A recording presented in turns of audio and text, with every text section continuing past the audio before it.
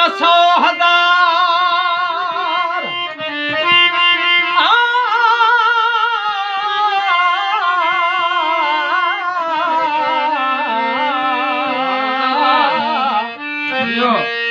सूरत 100 हज़ार लिखण लिखो ना है को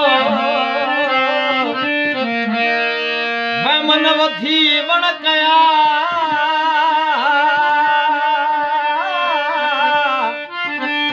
दुखन कढिया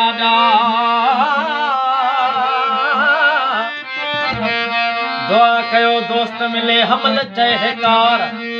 ओ सजन ता सवार यार सिसी सा सदके कया प्यारा दोस्तों जने पंजन जा जड़ी कात लगना है तो वे कात एड़ो त टुकड़ा कंदा है त वापसी वो बंदो उस्ताद एजाज अली वो आशिक वरी जिंदा भी कोन तो थी सके वरी उन के हलणो तो पे इन कलाम जी खास फरमाइश आसम आलमानी एजाज अली मुझे प्यारो मासादा सबने दोस्तन जा नजर कांदो हो मुखे जोगी बनायो मुझे यार वो अल्लाह मुखे जोगी बनायो मुझे यार वो अल्लाह मुखे जोगी बनायो मुझे यार वो कारो बेस बनायो मुझे यार वो अल्लाह कारो बेस बनायो मुझे यार बोले अल्लाह सच्ची दिल सच्चे के ठायो यार बोले अल्लाह सच्ची दिल सच्चे के मुझायो मुखे जोगी बनायो मुझे यार वो अल्लाह कारो बेस बनायो मुझे यार बोले अल्लाह सच्ची दिल सच्चे के ठायो यार बोले अल्लाह सच्ची दिल सच्चे के मुझायो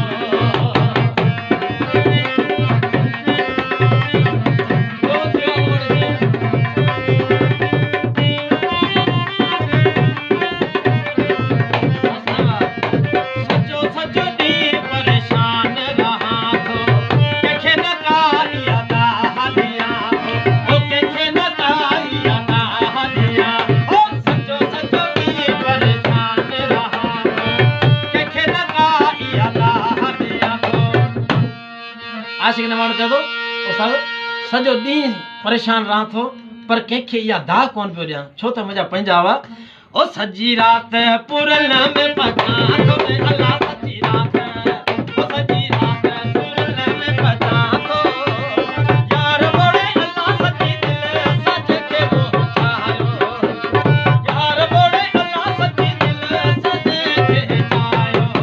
ओके जोगी बनायो मुझे यार वो अल्लाह कारो बेस बनायो मुझे यार वो यार बोले अल्लाह सच्ची दिल सच्चे के जायो यार बोले अल्लाह सच्ची दिल सच्चे के मुझायो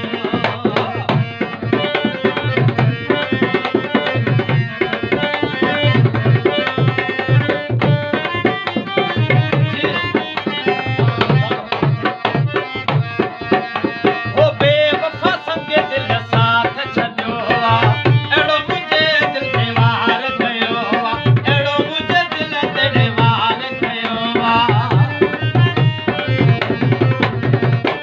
ओ बेवफा संगे दिल साथ छॾियो एड़ो मुझे दिल ते वार कयो एड़ो मुझे दिल ते वार कयो ओ साहस वली छो त दुख पंहिंजनि जो थींदो आहे जेके पंहिंजे हथ जा पालियल उहे बि बेवफ़ाइयूं कंदा आहिनि आशिक ने माण्हू अर्ज़ु करे थो बेवफ़ा संग दिल साथ छॾियो आहे अहिड़ो मुंहिंजे दिल ते वार कयो आहे ओ कंध हेठि करायो मुंहिंजे यार वो